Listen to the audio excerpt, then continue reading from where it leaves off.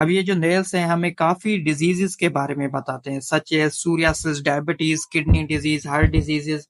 बहुत सारी डिजीजेज हैं जिसके बारे में हमें क्लू मिलता है इन नेल्स को देख के। इसके अलावा न्यूट्रिशनल डिफिशियंसी के बारे में हमें पता लग जाता है इन नेल्स को देख के। Number one, yellow nails. अब ये येलो नेल्स किस कंडीशन में हो जाते हैं? नेल्स का येलो हो जाना दो ही कंडीशंस में होता है। एक तो फंगल इन्फेक्शन में, जिसे ऑन्कोमाइकोसिस कहा जाता है। ये एक फंगल इन्फेक्शन होता है जो कि फंगस की वजह से हमारे नेल बेड्स पे लगता है, जिसकी वजह से नेल्स का कलर येलो हो जाता है। और दूसरा इसका काज है साइंस ऑफ स्मोकिंग। अगर कोई इंसान स्मोकिंग कर रहा है लंबे अरसे तक, अगर वो स्मोकिंग करेगा तो उसके स्टेन्स नेल पे लग जाते हैं, तो इस कंडीशन में भी उसके नेल्स हैं जो वो येलो हो सकते हैं। दूसरे नंबर पे हैं व्हाइट स्पॉट्स। आप लोगों ने अक्सर इस तरह के व्हाइट स्पॉट्स नेल पे देखे होंगे।